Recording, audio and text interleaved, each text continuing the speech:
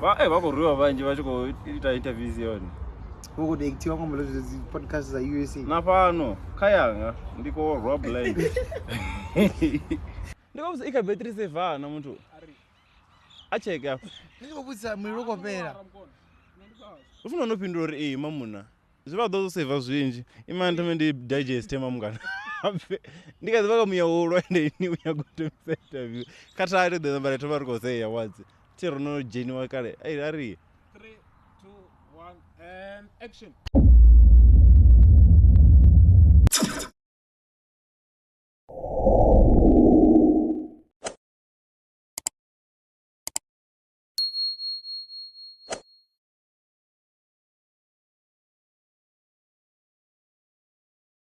Aish, tena ntomega tonokwata mamuna ariko. Ngori mine. Disava maini right. And right. Vatu nikori mine konitanganedza kaimwe episode ya The Black Couch. So abva zvino rikotomoluza dzi count dzorerika episode ipi mara veni vanenya zvidiva. So namusiri na ramfeto ayani. Mfeto oimba. Mfeto ndoimba kana ndorepa. Ndoimberera. Zvafambana ga uimba no repa. Imba no repa. Urepa zvakonda kwamba uyangane. Ngoro repa tinotoda chikiri na dzibhazi na punchline. Uimba zvitodi ndiro tiadzichuniza right. Okay. Na indona zvikuchimbi. Alright. Ndandobudza vatu vangafanonore. Namusi ndichitoma interview nditoma ngela trick yanore. Tidivi ntome guy. Niyo nintwele zvone da. Nditopfori nenda dondo zviitisa. Ina wabuzwe ndotoma ngoimba. Andori ndotoma ngozviita mandi kufore zvinyaka voice yanu ngozvo. Ini zvita. Itani. Tidivi ntome guy. Agumane nepo. Ngori ndoimba. Tidivi yani. Ndori gumane nepo babuza. Okay, ana stress. Okay, namsirodzura nasatida. Asatindinyi. Asatindi asakundi muraudzi. Ubva zvarani amadara. Amadara ninge mulani. Yeah, tonga waimamura. Ini no yaone. Amadara. No, ndo vamutwane ndo ndadusira woshandi maso amadara wokure. So yeah. Andisomupsa pando rinomudhi ya guy. Mara yana nikadambora asatindinyi. Asatindi asakundi muraudzi sazvinamba ubva zvarani amadara lokishini. Yeah. Yeah, ndimuswana ndingatori uchuna zviimbera kari kufindi kumudescribe adovavori ndi student vakujana VUT zvikuita public relations. Uzobona so yeah ndiyasatiyo. Ndisokufati wanje wakwambore public relation vangaba vaimbi ngamanda ngondofana hola upfinyi Makhadzi. Ori public relation amba zviri na public mara. Why ive kudilana na public relation? I think ngandava yori tizonzi artist vatu vane vava rika media and so public relation ndiyo nekoso inazo ngangomu ine mara aingotozi base yakangomu ka media phase ina communication and all those stuff. So I think itova a great course kana career for muthu ane already uka media kana wanya kudivona aka media public platform. Thank you. Okay, and the mingwa rikwamba mingwa na mingwa minje unopera 20. Yeah, ndonopera. Unopera 23. Ndonopera mingwa minje nganye ndizindikutina mingwa minje ndikomberi ningani chizvifanana zinyimbo za muthu ane unotangana nazo. So vatu vanji vatikana vanhu vadova kutavanyo tanda womumro ngamanda nili 2000 maybe aripindure so ekana hai kwamaduva ndikani Sabo nili 2000 ndikamaduva. Okay, ana 22 years. Inyo ndomba age ndikamaduva. Ana 22 years ena. Sharp na 22. Okay, thank you. Not 22 years. And then nalasa tilova guy. Yasisa nyana tungoniseye ndikwamba. Ndatizokuseya chiona chiyo. Sharp. Yeah. Rapfanyana okay sharp. Zinalasa tilova musindiku I think ndichitomuimba ndasatopana nickname I think at 2013. Then I think over 2015 16 currently kaditomura zvavudhi I think 16 17 somewhere there. Ndichiku humera uimba ndoima 2013 ndaricha ndadona touyerera so ndichiswanga kunyaga stage name chine chava right ngichishpinga netina nickname inopfinga tenda then yapo ndichivoringana ndifene yarikiriki khulu ndamboda ngori ndifene yarikiriki ndifonesa yarikiriki once ndanya kubidzo firiki manda ndizina lamwe muthu okay sharp. Havoringa chishpinga ndifene ya Nike like a Nike fan. So Nike Rikadwa kapasitensi kana na zvino ngadwa fene yayo. Nyana stuku ela chipinga naitwa lidayadi. Zvino nomudijero ngamukomana. Zvino Nike ndi tiki so because ndichifuna riki and anyagadzalira na riki and Nike ndi tiki ndifuna na Nike kana wana ni tiki those kwa guys ungwana ukutanganyiswa tiki ya Nike na sound ya muzika na sound ya dzina la Riki so it's tiki and una Riki so it's tiki kitoma dzina la then okay sharp azukuya kasa ti zukuyaningi kasa ti then ndikuenda abana tiki nazo ziyasiyisawo kasifimagine artist yothe yine konyago ya national screen yako tiki I don't like it. I was like okay sharp and chinche mara ngishipinga bori no visa wimbo ramudi duma kuchimisa mini tiki that okay sikusham sound ya one then na VTT yeah na VTT aba zikiki lasa TT ngwana then ndikuendiko yai I think it was 2020 if not 2021 yeah mumzana mbodira asa kutina kwanu kwa TT ne ati kudara the way kwanza tupfi asa TT at least ubina zina la ngangu muka lilaba la mabeba namuntu okay sharp asa TT it's cool mar no lora pesa ana mntu little bit asa T yeah ndiyapo ndisina ndicholipanga la kono uduma lo nezina ama ngambaro uduma okay so vachena jana game nono wana madzina mararu zvavde yeah ngelinda bakalo so utova kombe uri niwe na dzina la stage ni why nisashumisi like asakundi mulaudzi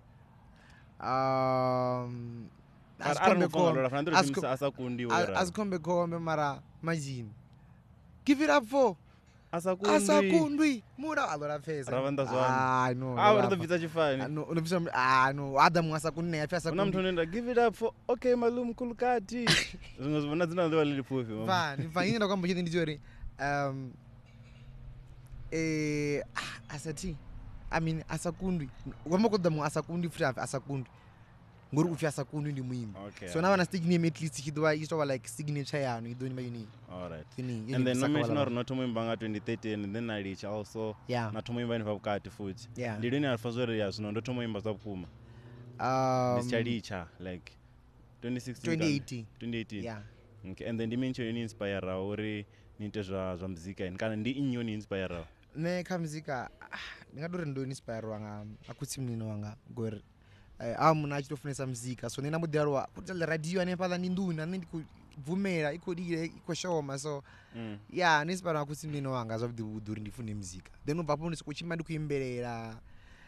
then like enough makhe wanga mudi wana ku computer achikwana kula computer norinyi makhe wanga makhe ngoma mniba mniba anda mu computer ngakila chivinga then kula computer chikwana akono wana program yo ita mini yo record awuko record eno ko record then lingo dvandu komcheka avo runa rimbo rumwala wo pasi namudi mna kumburi imbisi china zvimwala then amudizimba then naimba za mu line ndema lenza mu tumi manga line za mu ndoro nimbe na toma mboro tomo visa lichifitikitiki ninga nichifitikitiki no that was before ndikabona rumwe futi 2013 yeah so vaizva computer na za 2018 nicho tomo imba za computer nizo nichitotomo imba olimbo lo tomo na visa ra chifimini tabudiva nene zvakaila zita ndati mtuku 2013 okay and then zino nina manager yeah zvino ndiko manager vanga ngamunga no capo yeah capo ndidiva ononi wa want wa Kespanyo vest ngambene no not wa Kespa wa Venda ndomdiva namdiva ngane ndidomdiva after yeah and then unamtara ndinobusori genre ya muzika ine naimba ine ndipi so because na nene ndo rariti divi so I think nene ko ritodera ri muzika wangu genre ine ndipi kutangana na nyana okay but then it's more like an afro pop kadzimwe zinyimbo it's more like an R&B so ngasikora R&B and afro pop yeah ngazobisa zesa and then why not decide to imba is to the afro pop you could have chosen like over DJ maybe kana gospel no nombro imba gospel level and don't imba yeah kadzinyimbo kana ngamba kirikeni like imba rimbo ra gospel ra fair utobori warunga yabathu why ndakara I think ela chonga cha 2014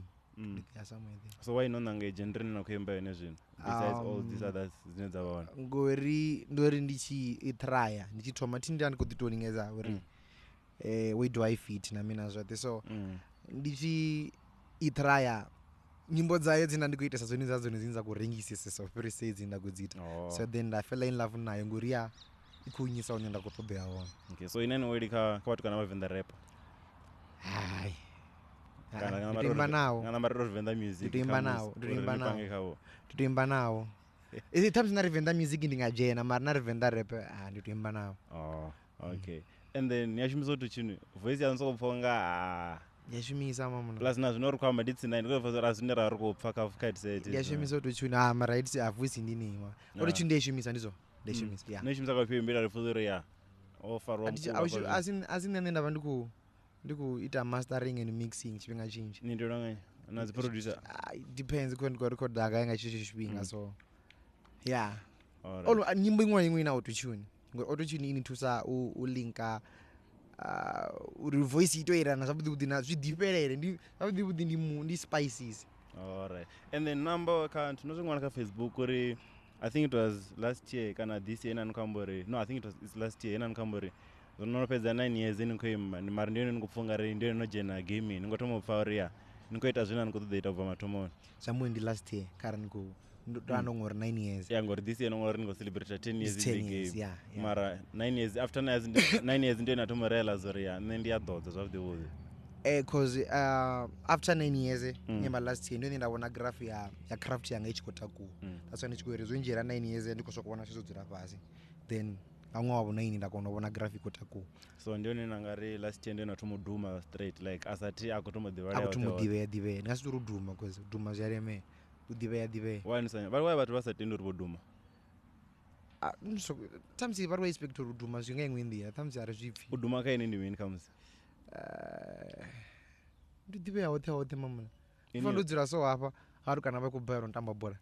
ngori vakuona asati udumawo so hai watu unitarera hapo kuniona na muraro todonivona ini hapo niko interview no atungoduma nditodive nyana okay and then arambe ngamuziki wanu obvious because ndingazori pano because hapo nerwa kodza watu voimba kana dzinterpreneur so inoronviza dasa mtoimba so runyagore yambe nga album ya Rufuno na Thonipo it's an EP yeah EP ya Rufuno na Thonipo yeah ndio ne EP ya Nyotoma yeah ndio ne EP ya Nyotoma and then adababa yone yopedza cause una imwe ini nani sinothe right yeah ubva chiche ndobvisela EP ndindo thinti and then dimension inspire ila EP and yobvalini Rufuno na Thonipo I think it's 2020 not 2021 as 2021 chadiwa tonga 2021 kana 2020 somewhere manager yobvalini Rufuno na Thonipo fin 2020 sharp 2020 and then dimension inspire ila album ela EP zvadudi nena ndongwala I think ndongwala ulimbo runofirufuna na Thonipo right from ulimbo ngori ndo inspire EP zamburi ndingatoma ngori ro guys so okay sharp takudita izo data nyana some tukana nakodawona zvinancha data kama kila chipinga ndikopanchera kadira no mapeni chama ndandiko yeah tingori ndova ndiko ndandichiko ari pandari ornako data nyi no ukwambane ndakuzvezvo uri hakoditwa nyi ndakudita muthu ndikuditana nanga kila chipinga so aburi ndikusokopfangari ka relationship ni ravaka aukhova no 25 and all those stuff so ila ulimbo rothe liswi na kumudza zvone nga phone ibilling like everything zvona zvimbapala kuchamba nga phone mini all zvino nomfone number 9 ndandikwamba zvone then ndichipedza zviyama ndandi studio cha King Nene lado ndodzira and anga madeko athingira kuti takorecorda for madeko nditopedza u call ila tatwanda ye panda keyboard tandigodidza ndikuimbela zvona ndikuchamba nga phone yeah so, then ndichitobva pana mafondira mafungo manje ane ndonye kumubuzo ni mtu mti kamodira nani kurobvisa EP ni adeko twamba ngalufuno na Thonipo pidzi mangwana but then ya baro bangila chipinga EP yaone isara ichibva ndimzi ndikuropushwa nga mid age was like mna dovisa EP mamna at least visa something because niko dina mara anina album anina maybe mixtape mini so at least visa ni EP yapo ndisa ndichibe recorder warimura varunga ngomu ngonando ni announcer varunga ngomu mara isha chatova yo sedza kura rimbo pidzi inofara kama siasi ya othe so zvambori kuti worms dzana uri ndeni waitori itori ndumbu yeah ndinyononi vaisana ndombvisana rimbo ne ndikaila zviite ando angwawo uri njike album yana zvumburu zori rimbo ndichindani kurimbera hoyi mwana nangwadzina azvone mama mazi dzina la mtu liyadhura ndingamba dzina la mtu tandongevedza nezvino hazvo zvevedza hatina problem nazvo ridamba futa nyambidzano rikokata namba ti arikati patingevedze ndi uko anohamba ndimani nawe rokata but nakudobe yarubudza zvone and then havana antu album ya if not album EP also if you mean live your life na JR play yeah and then they this land and then when chinga vana EP na mumwe mutu this faces body velocity joint EP okay la chipinga roba ri ndichipinga njera vari kudzura tsina chikoloni yange so aweri VUT anenge yeah so aweri kudzura kushuma zitreke kushuma I'm ri road up what is a VC joint EP like tosokodirwa nga idea iri VC joint EP then I requested the instrumentals kazi producers zacho then azvingove zvajana 3 days I record EP ya 5 tracks yopera I release and then so agent EP already dzicherede vazi kusplit so nendiandana nopfanga dzicherede it's 50-50 so arari afe nendo rari ndi JR inini asati inini kodhodza blind why nendi kuti wana 50% anipuri mani kuti ngopura ngori nyimbo ndidzachirothe ne idea yotoma ngari ne rothe idea rikuifa mara unokovidza vatu ara havana 10,000 streams nenda dhisa 7,000 wandichikudeni pa 50% tinyakutonilwisa mara ndosiya ndiyavudhinga manda ndingave ndi interview ndadhivudzisa that's why it's interview uye vudzwanga zvino inipindurei ndikipindura zase ndikokodha imbuso yanu uri ndiyavudhinga manda nane ndindokoda pindulo yanu sharp aun ubiyara vana munanga uri akotoma EP nene zvambori rocheka raona uri zvofanira uri the EP rishumeri vaviri and uyaradzura pasi ari kushumisana zvambori utoviyari urwimbo runyara kuruchimara yara vake EP yacho narodhana ini kana rodhanane zvambori ndi 50-50 mongwana aunori ngori ini mimi ndodzipaisana njori streams dzikobva kanyi dzikobva kanyi ndandikotamba for example lovo nje mara nazvine zviyavona ninyi nikodisa kuti vanji mara vatu vana mulanga vaya imaka mulanga wavo okay mulanga ndikupfesesa uri notendera do splita 50-50 ti mara between vevaviri ndinyi unoita ntu unodhisa vatu vanji rothe tiipindi yacho rothe okay ara nikorara then rodovia kayo naye ati yanguende okay and then ofini usori inspiration ya muzika wandipi ya dzinyimbo dzanu so to say ngamanda nonoamba inono rinoinspira ngori nolichiwa kana novaisiwa nazikuthonipiwa nadia hela album EP ya and then idzi dzimwe nyimbo njinji za Heartbreak zosimbidzo rini niyafuna niyakonderera anoriwedzi vasidzana uri nyimba zvinji zvinji mamuna so that's ari kuti usori inspiration iniwe kubva gai yeah kabuchira dhuva nadhuva unoonera kudhuva nazvimwe ndingadhiri ndodzura nepa ndasokobva mapongo anyitira chitori rari okay ndahamba ngadhise ndingaita rwimbo so bunya dzimwe ndidito mara dzimwe ndizvinini ndikutanga nazvo kana zvikutangana mutani avatsini hanga mozibana so ndingadori nonomena mwana mutari tsini ano yeah uone nepa how antu yanomboona kuita ntu akovaisiwa ngopetinari dimani ndingamwana tereke ngaye enonovaisala uditondisa kadzimwe zitereke richikwambo mfano wanga urimbo rutini so namina zvote so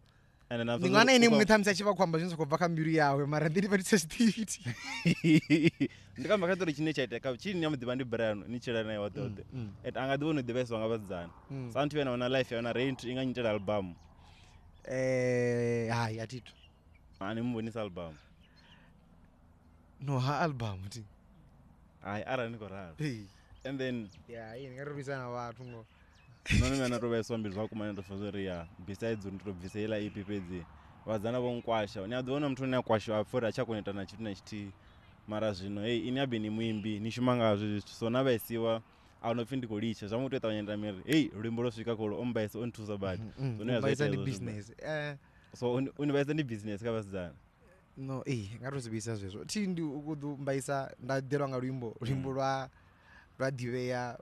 ndadhiveya ndaringisa so it's fine tenda ini simuhambe karwimbo atihambe anasikake ene munododiro zvipfuri apa ndikame mara nasihambe and then ntu una ntu manfumini dzinyimbo zinena rinodzima napfore muna umutu udozofazori ndikwamba ngaye ende so ndikuinenisa kuva ndato ndikonamba ndalicha yezvino utozofazori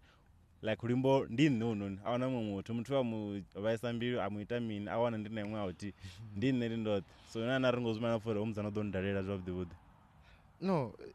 a hu nori ndi ḓo zwi haida kana zwi ambisani muṅwe wa mafhungo ḓo vhidziwa zwo uri ndi nne ndo khosa hezwiḽa zwithu so ya ndo to ḓi ndi khou ṅwala no this is too much but then nda isa phanḓa na re nangwe zwo rale vhathu vha ḓo zwi pfa vhathu thi ndi khou limbela vhathu thi khou limbela ene nga vundu songo mana dzina ḽawe tori story tshi itea nga kha ene yeah. And then huna nthu fumi ni ngo thoma ita nthu badi dzi feature ubva tshina rino thoma buma I think last year so nda ndi khou check also trend yanu ya thoma na ku imba nawo like iko thoma gonya blind uri ngo soko wana dzi feature ani funga laswo zwiko ita nthu zwiko sort of like u imaini mrawo kana u imaini phanḓa man ngori ni zwiva zwiko ita mini ini wani khou focusa kha muzika wa vhaṅwe vhathu as to compare to craft yanu ni muṋe uri nṋe ndi imba zwithu zwa so ni ngori ni khou ṅwala album yanu a soko ḓa muṅwe ari a tshi nyaga feature da na mbo ḓi bvisela zwine na khou nyaga u spanga kha EP yanu kana album na spanga kha ya muṅwe a tshi khou ni salesa murahu zwezwo nṋe kanzhi athi nṋe ndi na nyimbo dzanga album ndi nayo iṅwe ine i ṱhoni nga vha yo no fhela mara i sathu fhela nṋe athi shuka asikanzhi asiphethu nnzhi nṋe na kha feature nda vha ndi khou shumisa zwithu zwanga ndi ngazwo athi na luimbo ndi nga lu thoma ndi khou lu thomela muṅwe muthu no athi so ni wena kha vhathu vhane nda ri kombela feature iṅwe ḓisa project yanu na ntsinda nṋe nda pfa uri ni khou imba nga mini nṋe nda panga related to zwine ine na khou imba ngazwo so you'd rather na imba flopo kha luimbo lwa muṅwe mara kha ini ani nga ḓo na tswa nyimbo dzine dza khou tea kha album yanu no ndi nga simbe flopo thi ndivha ndi khou imba u imba ndi talent ine ndavha nayo andi vha na imba flopo athi thu ipfa nga vhone u pfa nga vhathu nṋe ina bvisa nyimbo zwa mbili ngo pfa uri vhibva athi athi thu ipfa flopo athi thu ipfa so athi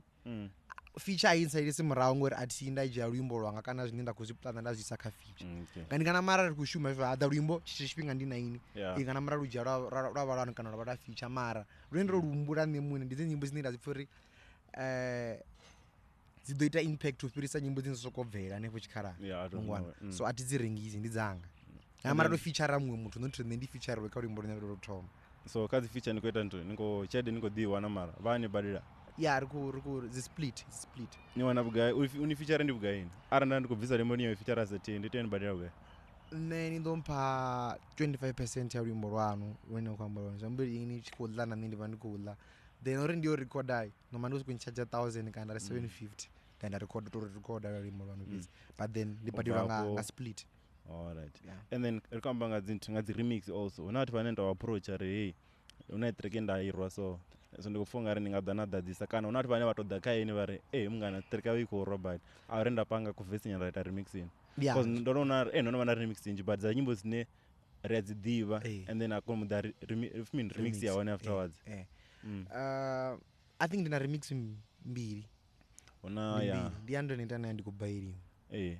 raziki yo to ḓa kha yini ya raziki yo to ari mbe remix la track and then ni tshifhinga tshine a shumisa u decide uri era ndi mufhe ndi uri muthu o duma kha musi uri ana u ḓo ḓisa mu pusha nyana track ino pusha ini na respect na ndi na towards muzika wao la tshifhinga a tshi approach I was like no ya humuna andi shume naye humuna nyimbo dzawe dzi antakadza so kha nyago vha kha luimbo lwanga zwa mbona uri mutakadza ari shume then yeah ndo decide ngeni ndio and then ya ndiko baleliwa ina wo botoda ari man ari di remix ile track it was the easy Niger player then I was like no yeah I think kushuma zwa maranga wana remix hava na nabo baita mini baya push blind so yeah then ndiko bayiwa ra ishuma nayo nani ko compare bali na Mizo kha Facebook I think the past weeks days yeah ndizona how do you feel about that ngo compare na mtu ane bathu vamidzi ndi Kingsley hey usiko rap tina compare ko imba ela zwithu zwichitiwa I think ichi thoma trend la yo thoma nga muthu vha zwi ḓo na yena compare na muthu ari nṱha iṅwe ni muswa zwi ni uwisa uri huna vhathu vhanyi vha khou share la zwi khou amba uri asathi mini kana ini mini u khou ḓi ita nyame so ela zwi khou nga muthu ane ova maybe aim yawo yo ita mini iyo uri a wisedzela nga fhasi muthu na vhona dzi shedza asathi ni apenga mini na vhathu vha khou to tenda uri asathi isi kwathu ending vele okay sharp nela zwithu zwo ndo zwi vhona sa marketing strategy kani yeah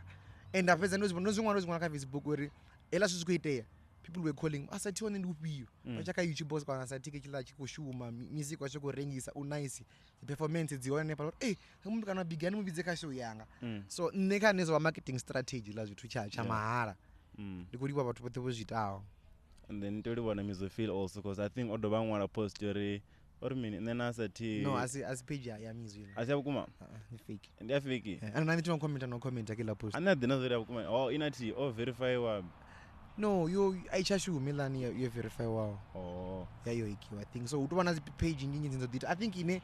una access nayo ndile yangu MizoPhyll codes mana yaisi yawo mara I think una access nayo ila then the rest as zao. Okay, and then don't phone go ya nani kumdefend ni mune MizoPhyll no auna ni dore nento ni compare na MizoPhyll ukuita zvawo nane ndikuita zvanga part ndikefesesa zvone yuri ndibuso uri ngofonga kaini na Mizo onokododza ndinyi ko imbo risongo compare rapper anokododza kana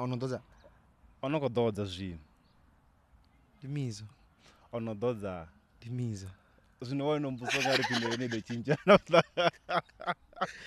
ndivafile ni murangabana wango ningofunga wadodza kana ndila zori abendi kadinya kushima naye demani so zdo ndiforo wadodza ni sure kandira yawo nani ndidodza ngandira yanga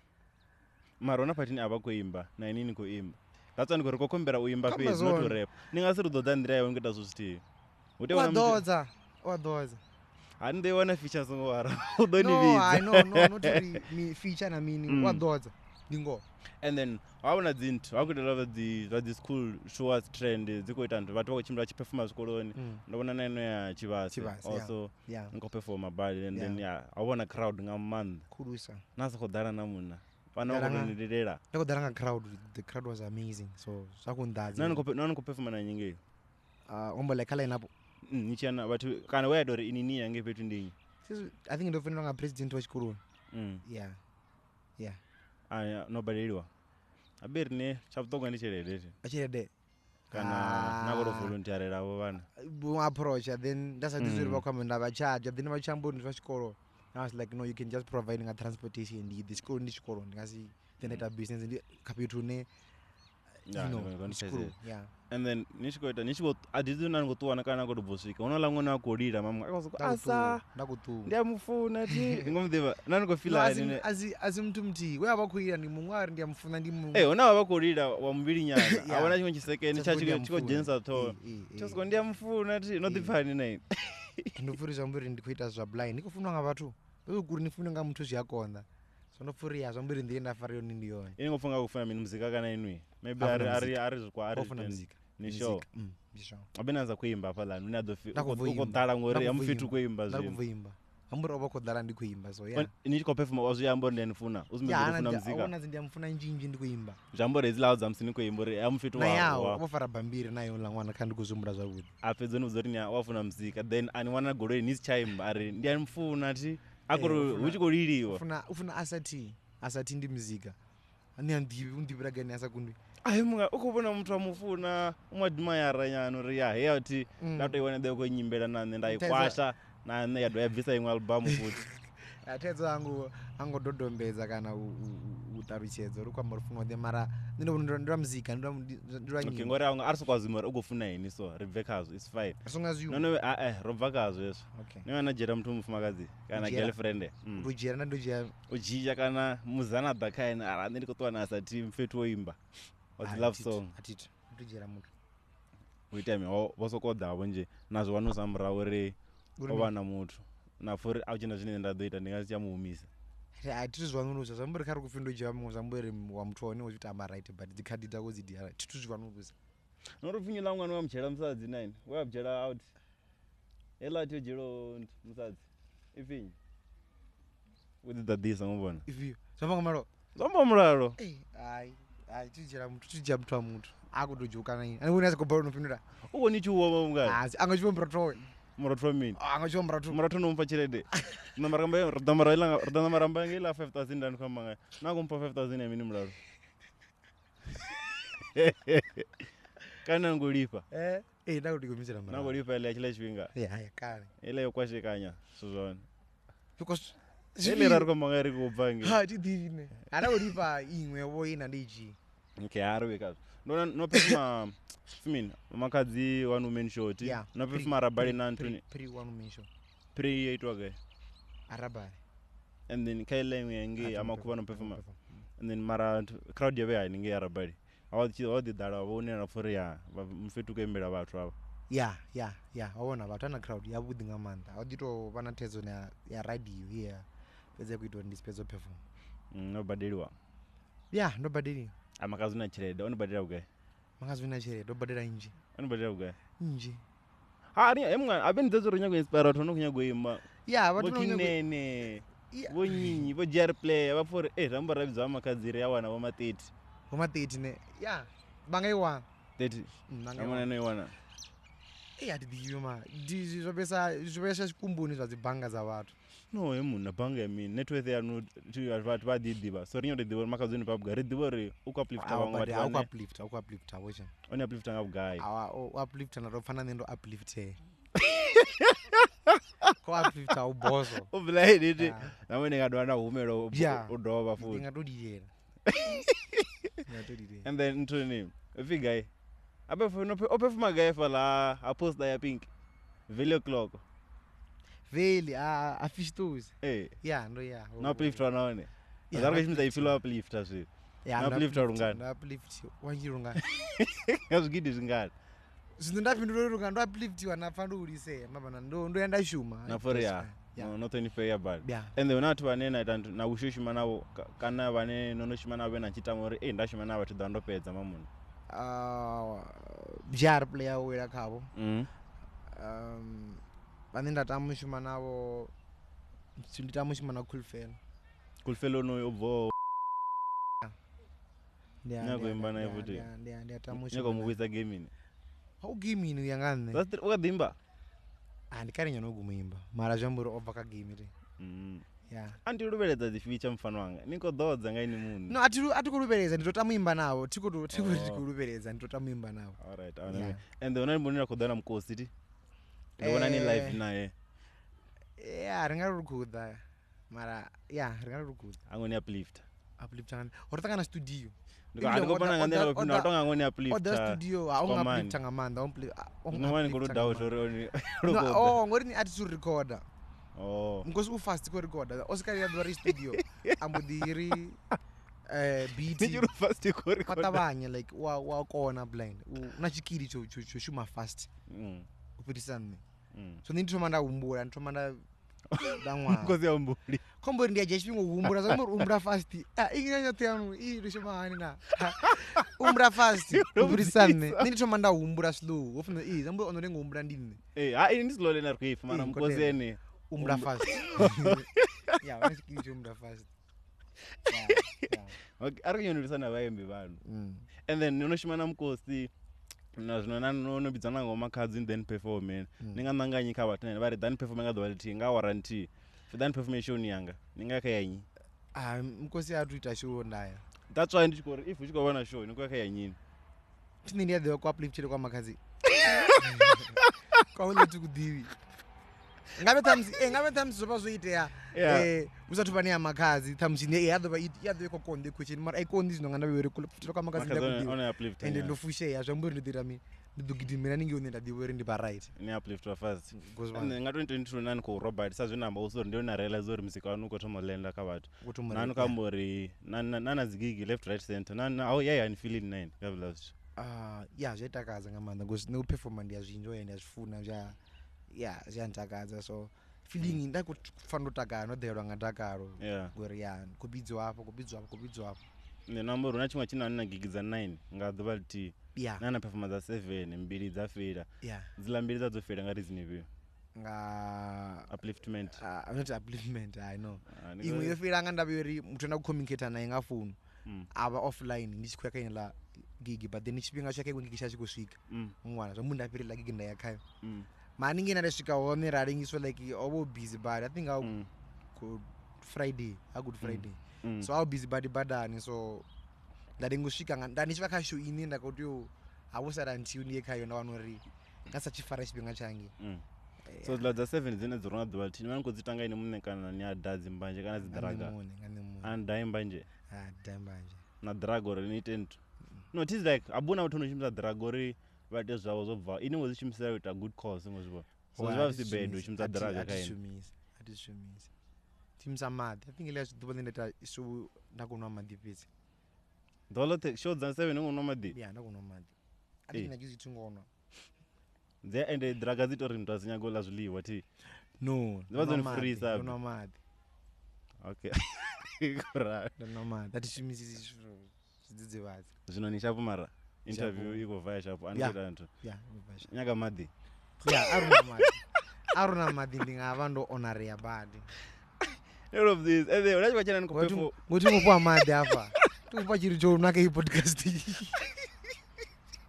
all of this and then unachibachana nikopefo mavona zonzo ngamrawa kandi DJ anone no I think roto buri all thing awo bukwa nena guzba val rooftop so atume performance ne akoko to kujena guzba so mina nando pezzo performer then zonzo akoto jena so performance guzba then zambozamba kuti hey mtoto uri mungu performer tizothamsa abako prepare ngathungo nami rundi dobuluse kana wakoto luinjo yana abe ini wani mshimono one uplifta nene kami ati rukambori lazobukwa ngazonzo mara tindeni warume nani ndove nyama no ndakadwa stage nari do it again ngori ndazvinjo yani ndadova ngozvinjo ndazviitira nemunhu mara chede asi yabutogwana ndabutogwa ofanori tumani ofano mbadilisa fano obzori ndo upliftana oh yeah next time zvada zvinhu zvitungu zvimala chipinga abe zunzuna cherede angani uplifta opera Makhadzi terasi stopanga ini and then aravinga zinto ngazi visuals ndindoona music video miviri yanopedzi ya una waraba nawe wa fendi mumbopolole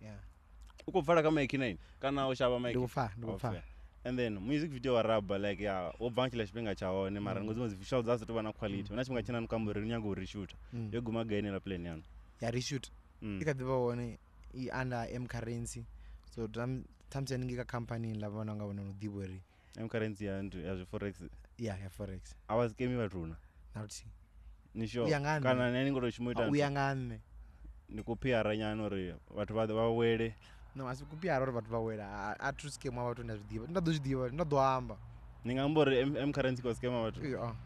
okay and then abana video wawe wena visa zvino ufimini ndimbopolole and also sponsor wanga M currency sponsor wanga mipala petu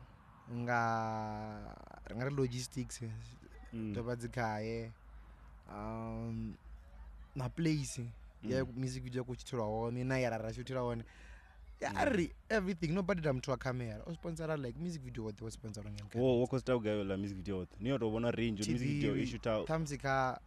kadzibugu za M currency vangakona amboro waspenda baganiti bitungubudziwa inosokopa music video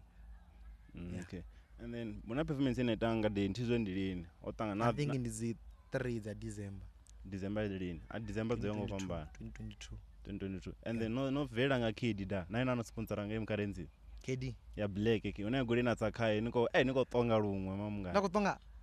okay maybe kaina sokotonga mara kari newo sati vonoko vona kai chibu dimanoko atamzi ninga vano ntimtu no dyanga embe ya bichini nomravelo ri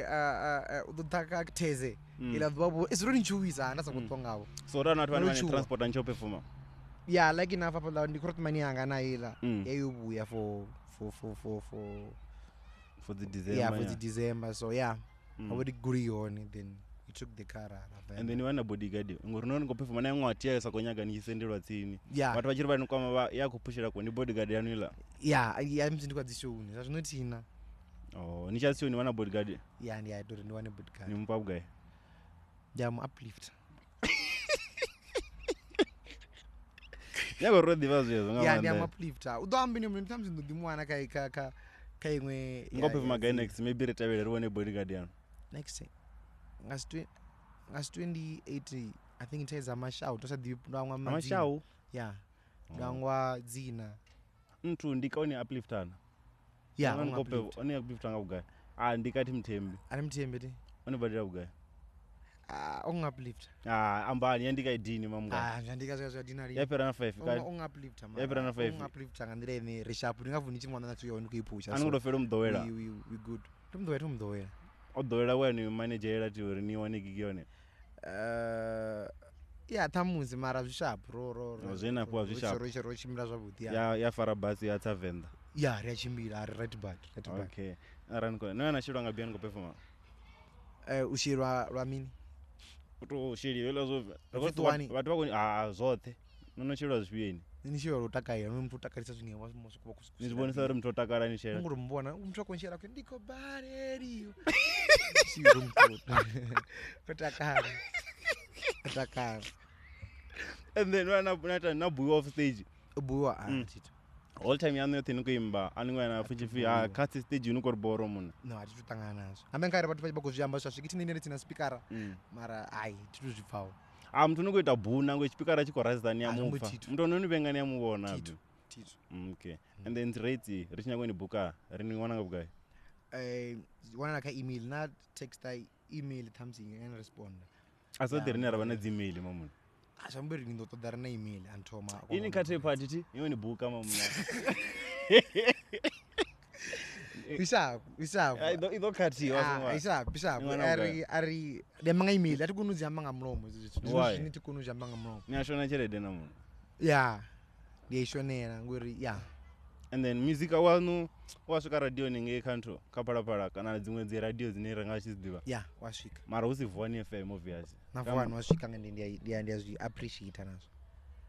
wani ku appreciate vhoni iwe kupfanga watu vangana ntomura zvaso atizweni watu vangana mara iwe iku dijanda kazo dipaka radio nopfanga watu vakumburi bomba nokumari nobvuruvurera vhoni FM ngozvibona aifari tini ndavandione okay para mara music anojenisa ninge ni sanodzijene nyimbo usenda email vaita nawo ngombori vaita ndinyo vadie music wanga so and then ana rino vasinda email na for limbo kana vahana limbo rano ari kotoda rino ringasiutende for vatu vasho peza vapinduri so zuri uri kurwa ndisokopfaka rusa kuita zamburi thamsiburu hana mara ira zamburi urutenda so naina dzifanya nyimbo dzanzi kurira kanto ka radio ndipina pa kurira ndikubairiwa la remix kana la original remix na original zote ngono vanda pfaluti to ndo wangu zondipiwa ka if mean inori ani wedi coven rap actually mara ndafa limbo lano coven rap 585 yeah zamburi ndi DJ wa parapara uni vala some rapper ai zamburi nyimbo thamsi uro ziposanga ningi mara ne ati uri coven rap okay yeah and then mean nana chimta dzi pick up line nyana na dzichimisa kavasidzana amanda za lyrics dzawo ni mune so matofanga matango embadzurana dzi pick up line tina dzi pick up line tina nakana ndivana dzichimisa atina no vanadzo kumadzi kubuya badi okay and then no ngamachiro no post story fumi aninya kushare dzinyimbo dzanu ka WhatsApp mini vatu vachinyange nyimbo dzanga kavaka dzi digital platform ndinya kutoda ulimbo neni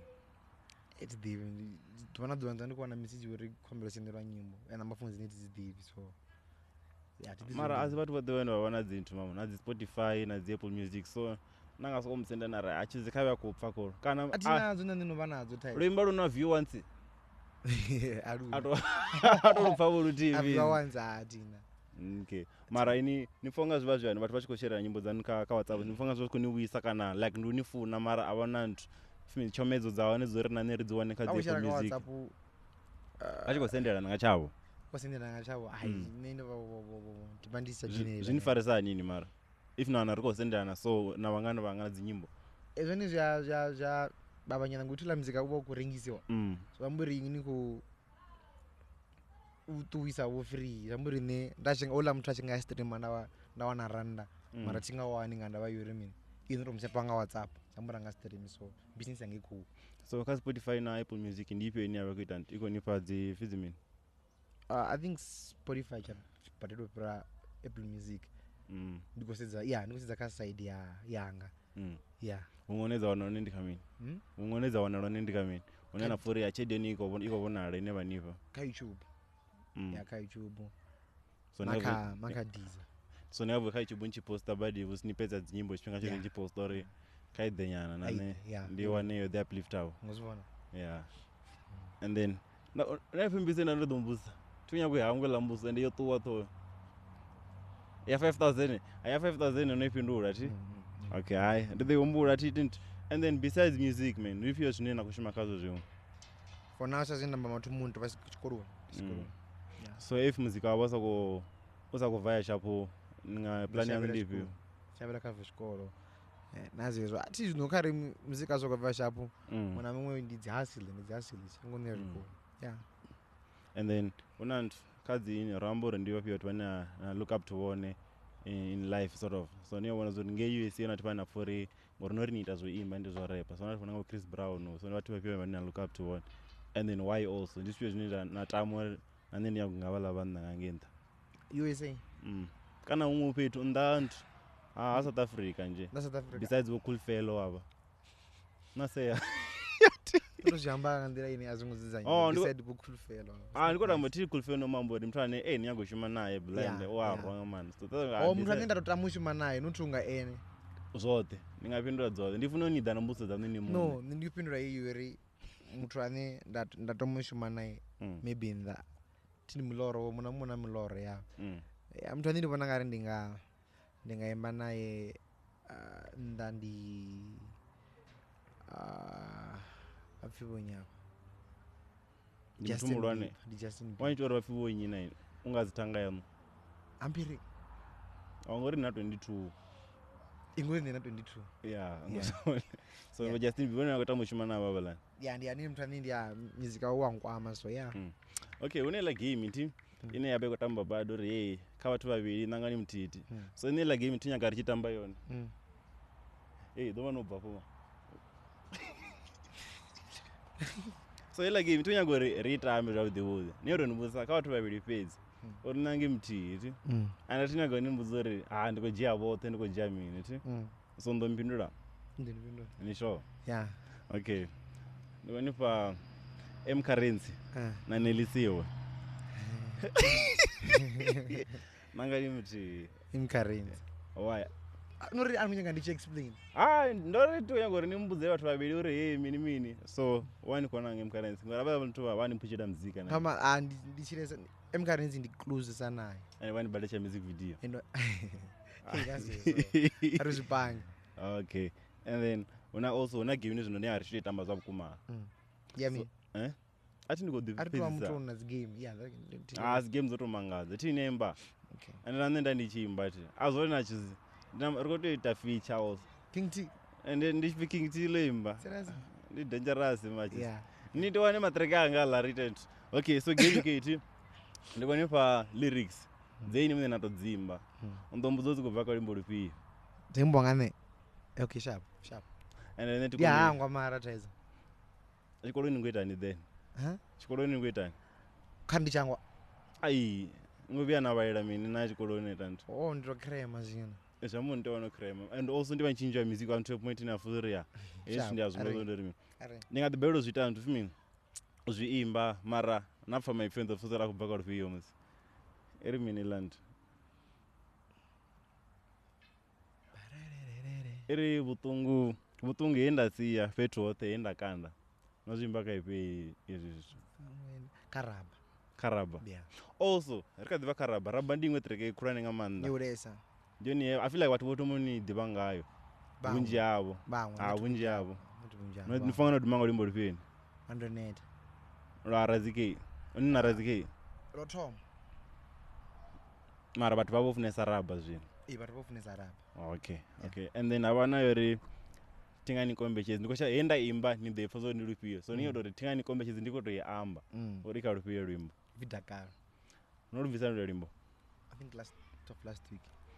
nabena nana JR unipa mini nine unchidzana kuimba chimwe chote nditoinjo ya zvine yadelivera kaya kudelivera mini chine vamwe watu avadelivera okay ndinjavanya yadelivera ndizvona utodelivera dzivhesi dzadhopu dzine nami ndikotechesa rimbo rwanga ndipfa ruchikadiva nangumu so compatible na ini ya riyapfesesana language ya music and then avanga twana noimba navo kavati vana noimba navo ndimfana pfonga angotodelivera to a point ne ndando expecta ngayo auna wanichi ingo tine ndopindurira nemune isongoriveredza feature atikureveredza avati vakodaka ini zvinhu anichayakavo racha wakunoimba wakona kale rimbo rine uyangaini kale rimbo rine imba naino for deliver ine apinduripya lufini luka racha ifimini album ntswa ya cover ya pink urimi uruhangwa maria ulimbo rine ndorimba naye rachanobva odi nonoimba nalikuwa ikwani the great white yeah karupi ulimbo I think ka ngotereka no film umwe yanga na do retro feature alikuwa maka remix ya film ya ulimbo ya tombo ya ulimbo la JR uri remix na ngoma ya JR odzrawo ndiyavidiwa kanyimbo dzote ndiyavidiwa ngolene fala kadi uri kundisira streams tamuzi okay and then ulimbo la vuraru uimba asi fimini asite zvose dzamatongo musi richiyamba mudhini washo vile zvinenge zvimbisa zvonenge zviyevedza ndizvo nazvimbisa zvoyo no ndikuzomuumbura nane ndigoniumbulera zvinhu uri nezviumbura richiwa ropfi richiwa nadhiva muzika wano zvinonjira anoite zvokrema namini no ndorudiva okay and then havana fimini urufuna ndoni neyapedzi ndikoonda bilion ped none anondiswa muzana unone ndinyi novaisa satina ini kamusivoni vaisanza duduma mara vaza ndinyi novaisa nafusori yavo mwana ombaisa ndemuzana wambaisa roto onolava rufuna nothonipo arikotovya kayo mwana hei and then zvino atikambori limwe dhuva ndikambozvino rikotovya kazvenepo and then fimino ndobebiwa ngamutu vutungu nendiavupfa nindoneda baby wanga ndozvimba nyani okay zilani dzina ndikuzita dzodzimba nyani ndidzipfe tomakadzipi tomanenga roro ndobebiwa ngamutu baby wanga mutu vutungu nendiavupfa inini dzurera utsitsa chirunzi changa iwo paro tochinapo kantu kaizate rokocheka ti okay and then femen rufuno ndonineya pedzi ndikoonda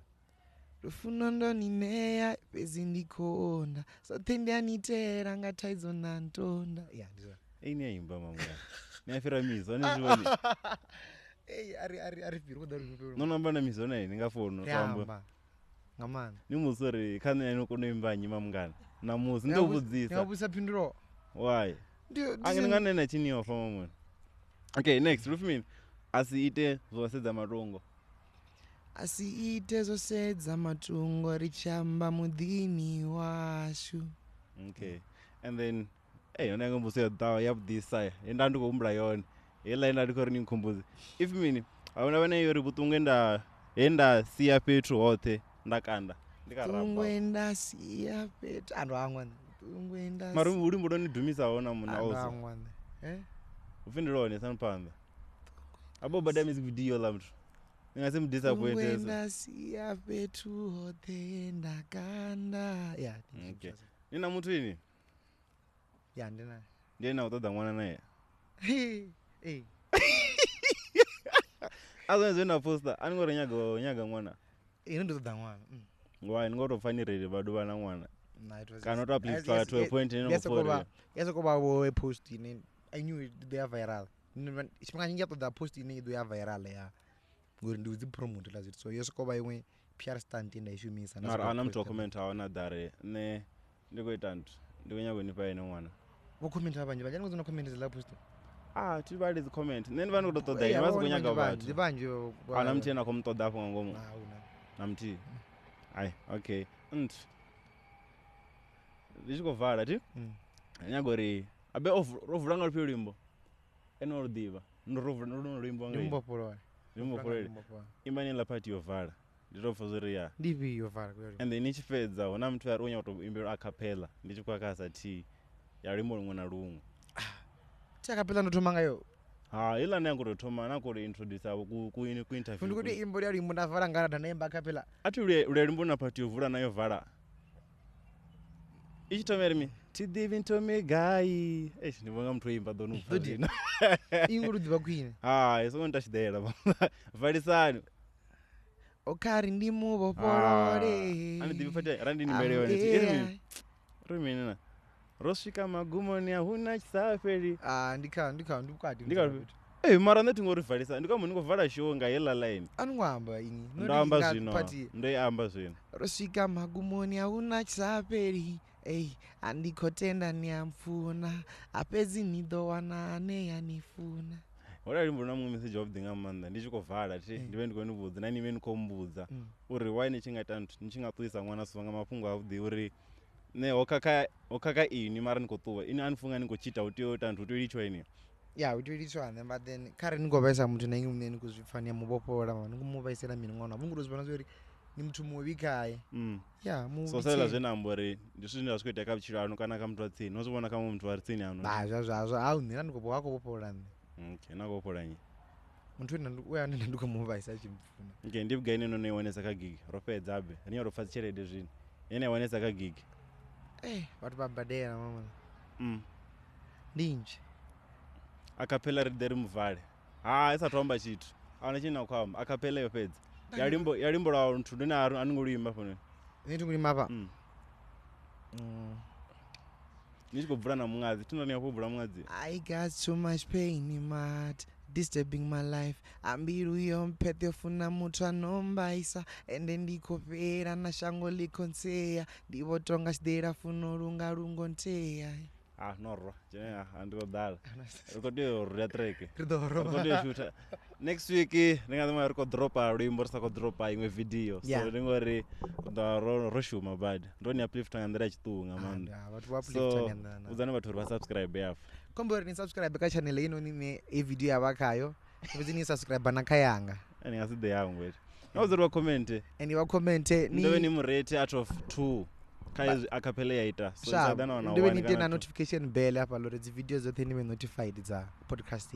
okay sharp aba them mveledzi ndi chifhinga chaone abanye kubva mveledzi